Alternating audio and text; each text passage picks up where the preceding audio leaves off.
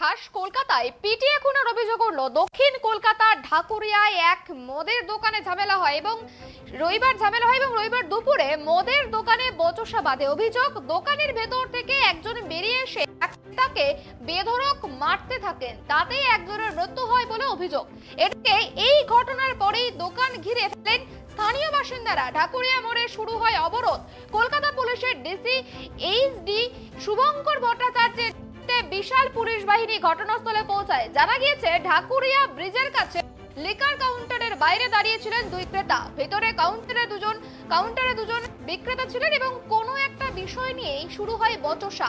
এরপরে দোকান থেকে বেরিয়ে আসেন একজন যুবকও গেটের দিকে আসেন। এরপরেই দোকানের থেকে বেরিয়ে আসা ব্যক্তি বেধড়ক কিল মারতে থাকেন ওই ক্রেতাকে।